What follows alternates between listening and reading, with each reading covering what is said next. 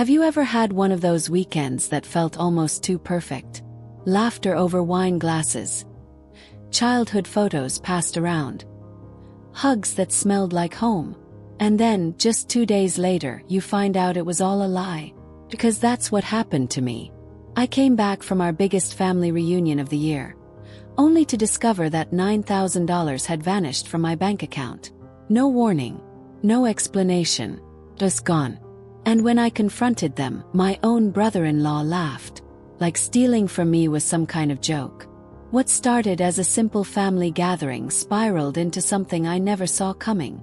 Financial betrayal, cold manipulation, and a wake-up call that changed everything. Not just about my money, but about who I really was to the people I thought I could trust most. And when I finally said, enough, they didn't just lose access to my bank account. They lost access to me. I still remember that Sunday night.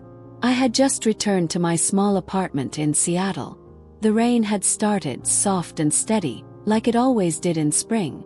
And I thought maybe I'd make myself a cup of tea, put on something cozy, and scroll through photos from the reunion. But then I opened my banking app. And nothing about my life would feel safe again. It was supposed to be a simple weekend. Just family, food, and the kind of laughter that only happens when you're around people who've known you since you were in diapers. No drama, no tension. Just a reunion at my mom's house in the suburbs.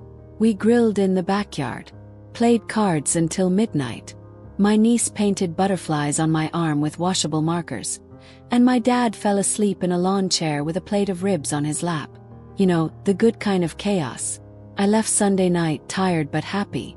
And when I got back to my small apartment in Seattle, I remember thinking, that felt like old times. I even tossed my overnight bag by the door and told myself, I'll deal with laundry tomorrow.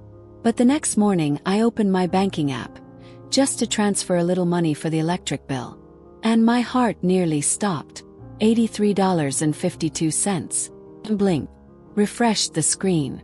Closed the app and opened it again.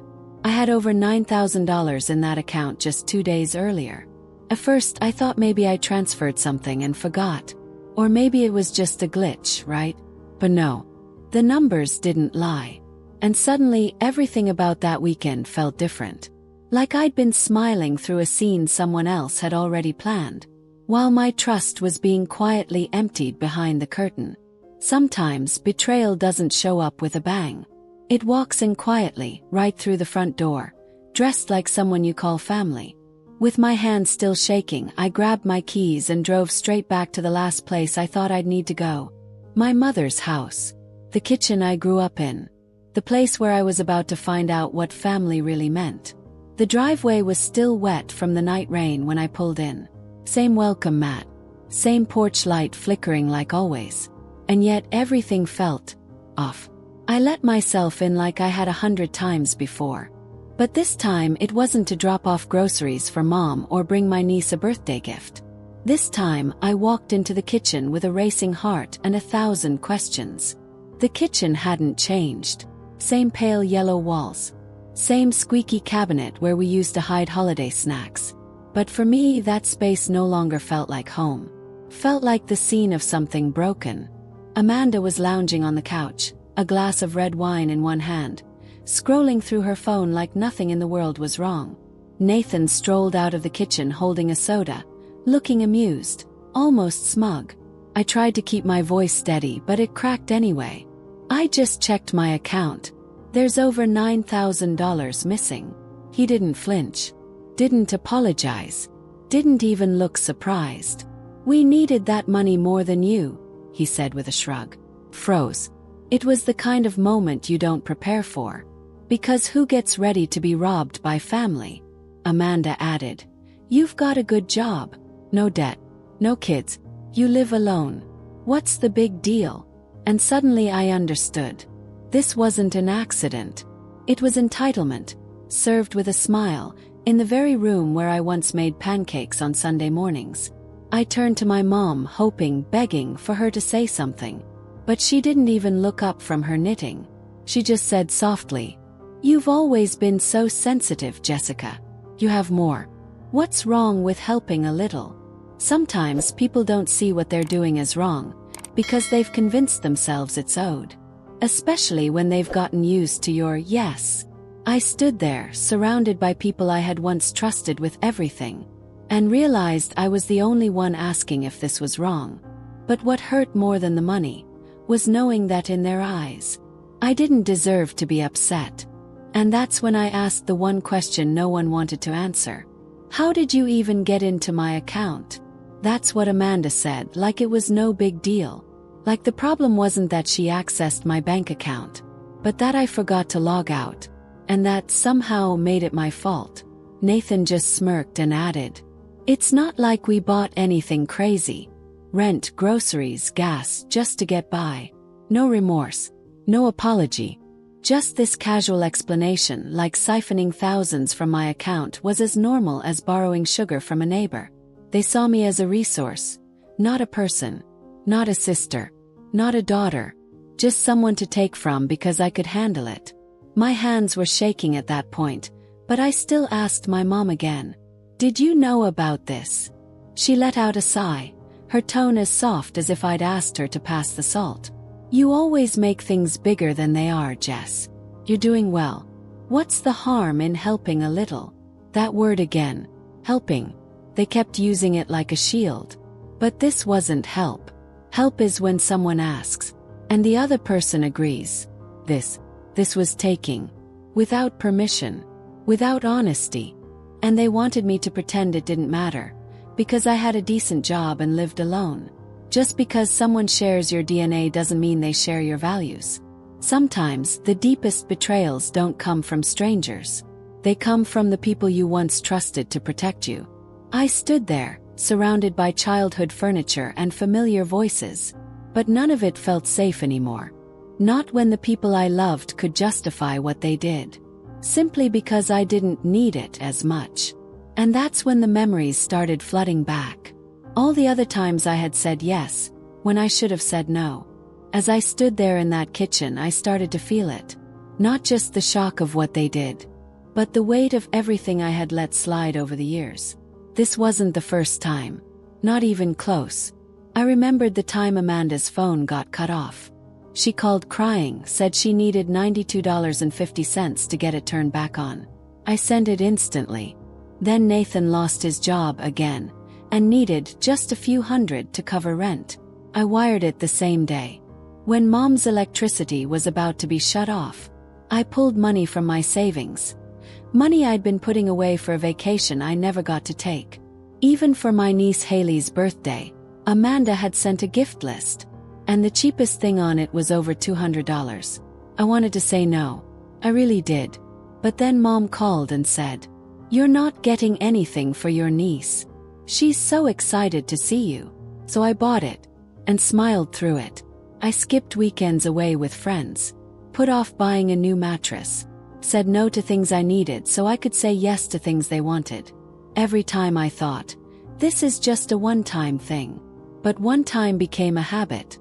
And somehow, helping became expected. When you keep showing up for people without boundaries, they stop seeing it as kindness, and start seeing it as your job. And one day, that quiet generosity turns into quiet resentment. So when they drained my account and called it help, what they were really doing was collecting on a debt I never agreed to. But this time I wasn't going to just nod and swallow it. 'Cause the next thing I said changed everything. "You left it logged in. It's not like we hacked anything." That's what Amanda said, with a shrug and a smile like she'd just borrowed a sweater without asking. And that's when it hit me. They didn't think this was wrong. Not even a little bit. To them this wasn't theft. It was justified borrowing, with me as the unwilling lender. I turned to my mom again, still hoping someone would call this what it was. But she just said gently, "Jessica, you live alone. You have a good job. No burdens. Amanda's raising a child. Nathan's still finding his footing." And that's when I finally said it out loud. This wasn't helping. This was taking. Without asking. That's not family. That's dishonesty. Nathan let out a tired laugh and leaned back in his chair. "You're always so dramatic. This is what family does. We share. But no, that's not what this was. Sharing is mutual, voluntary, transparent. This was a decision made behind my back, with zero concern for how it would affect me. Sometimes, when you finally draw a boundary, people will accuse you of being dramatic, because your silence made their lives easier. But speaking the truth isn't drama. It's self-respect. Let me pause here for a second. Have you ever been called dramatic? Just for standing up for yourself? If this part of Jessica's story hits home for you, I'd love to hear your thoughts in the comments. Sometimes sharing your story helps someone else feel seen too. I looked around that kitchen, the one I used to call home, and I realized I wasn't going to get an apology. Not today. Maybe not ever. But I didn't need one to take the next step. Because when no one else would call it what it was, I did. And that's when I decided. If they weren't going to take responsibility, then I would take control. That night, I sat at my desk with a notebook and a mug of tea I never touched. I opened my laptop, and I started digging. Transaction by transaction. Dollar by dollar. I went through my bank history like I was building a timeline of trust. And every time it had been broken. Receipts, transfers, late-night messages that always started with, "Can you help just this once?" I printed it all. Laid it out like puzzle pieces across my living room floor. There were so many. Gas money, rent coverage, birthday gifts, car repairs, grocery runs. Even that one time I helped Amanda with a down payment for her new car. She said, "You're the only one in the family who's not struggling." What no one ever asked was how much it cost me to always be the strong one. I remembered skipping a dental appointment because I didn't want to spend the $300. Turning down a vacation with my best friend because Nathan just needed a little more time on rent. Eating instant noodles for 3 weeks so my mom wouldn't lose power. And through it all, not once, did anyone say, "Hey Jess, are you doing okay?" They just assumed I was. Because I never said I wasn't. When people are used to you being strong, they stop checking if you're hurting. But just because someone is quiet about their struggle, doesn't mean they don't feel the weight of it. Kindness without boundaries isn't noble. It's exhausting. By the third night, I had everything organized. Color-coded, documented, backed up on a USB drive. I wasn't doing it out of revenge. I was doing it because I was done being invisible. The next morning, I walked into the financial crimes office.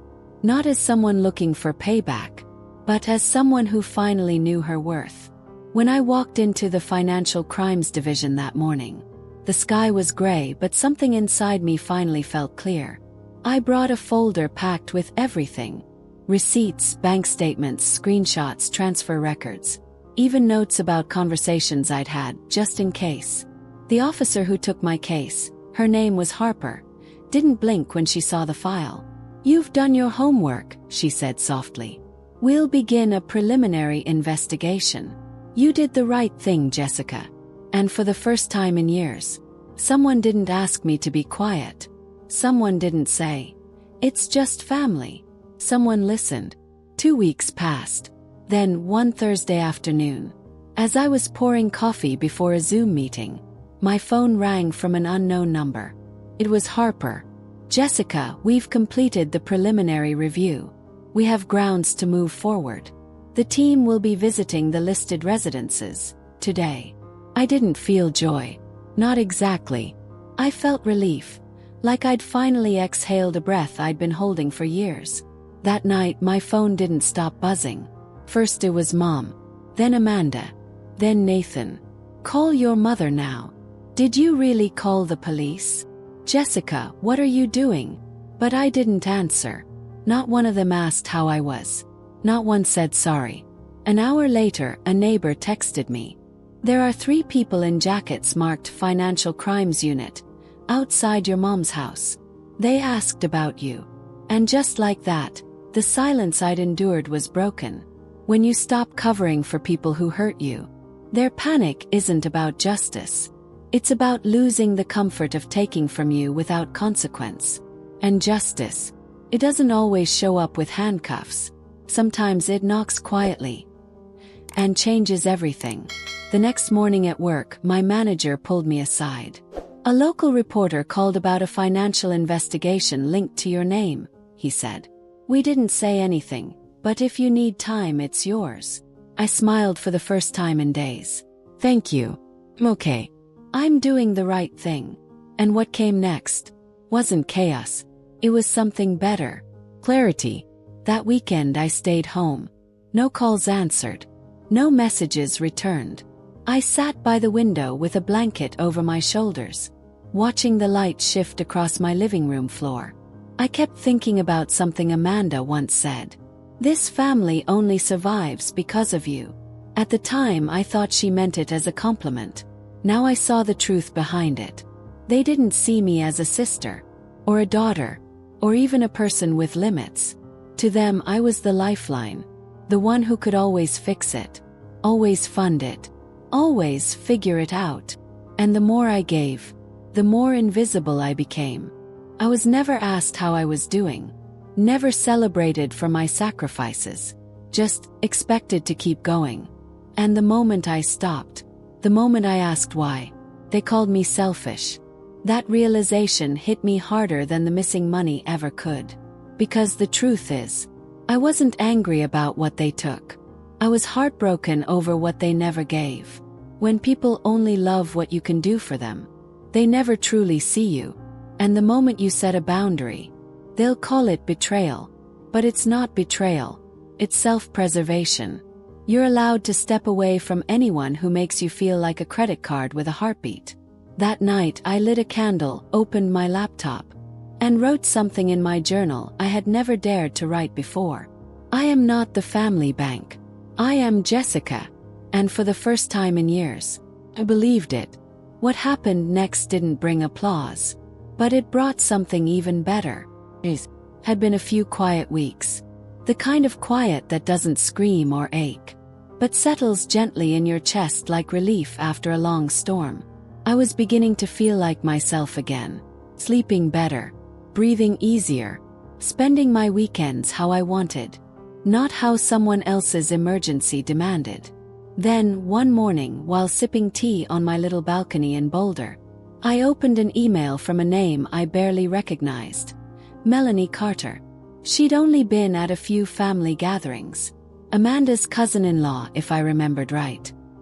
Soft-spoken. Always sitting at the edge of the room, like she was trying not to take up space. Her email began simply, "You probably don't remember me, but I remember you." She told me how she had watched everything unfold, quietly like I once did. How she, too, had been labeled the responsible one. How she had worked 3 jobs while her family guilt her for not sending enough money home. She said, reading what I did, how I stood up, how I drew a line for myself. It felt like someone lit a path I didn't know existed. Her words made me cry, not because they were flattering, but because, for the first time, I realized something I never expected. My pain had a purpose. All the silence, all the giving, all the quiet suffering I'd buried for years. It wasn't just for survival. It became someone else's permission to stop. You never know who's watching you find your voice. And sometimes the strongest thing you can do is walk away loud enough for someone else to hear it. Your healing might be the blueprint for someone else's freedom. I hit reply with tears in my eyes and wrote, "You're not selfish. You're just finally learning to love yourself the right way. And there is nothing wrong with that." That day, I sat down in my favorite chair, wrapped in a knit blanket, tea still warm in my hands, and realized this wasn't about walking away from them anymore. It was about walking toward myself. There was a time I would have called all this a tragedy. Losing my connection to the people who raised me. Watching relationships I once treasured fall apart under the weight of silence and selfishness. But now, I see it differently. This wasn't a loss. It was a return to myself, to a version of me that had been buried under guilt, responsibility, and the fear of disappointing others. In the weeks that followed, I did things I'd put off for years. I bought myself a bright red dress. The kind I always thought was too much for someone like me. I learned how to cook risotto from scratch, just because it made me feel human again. I took pottery on Saturdays, my fingers messy with clay, shaping something that belonged only to me. And for the first time in my adult life, no one was asking me for anything. No late-night calls, no guilt-tripping texts, no quiet expectations hidden behind the words, "You're the strong one." Now, the messages I received came from people who simply asked, "How are you feeling today? Want to grab dinner?" I hadn't just found freedom, I had built it, one boundary at a time, one choice at a time, one quiet act of self-respect at a time. Sometimes love isn't about holding on. It's about letting go of roles, of burdens, of people who only saw you for what you could provide. When you stop setting yourself on fire to keep others warm, you learn something powerful. The warmest light doesn't come from sacrifice, comes from peace, from living in alignment with who you truly are. As the maple leaves outside my apartment turned from green to gold, I finally understood. I didn't walk away from family. I walked toward the life I was always meant to live. And in that quiet, ordinary life, with no applause, no demands, no emergencies, I found something extraordinary. Myself. Thank you so much for listening to Jessica's story. It wasn't just about money. It was about boundaries, self-worth, and the courage to say, no more. If there's one lesson to take away, it's this. You are not selfish for protecting your peace. You are allowed to stop giving when it costs you too much. And sometimes walking away from the people who hurt you is the first step toward walking back to yourself. Now I'd love to hear from you. How did this story make you feel? Have you ever had to reclaim your power in the face of betrayal? Drop your thoughts in the comments. I read every single one. And if this story touched you, don't forget to like, share, and subscribe. We've got more real-life stories coming your way, each one filled with truth, healing, and a little bit of hope. See you in the next one.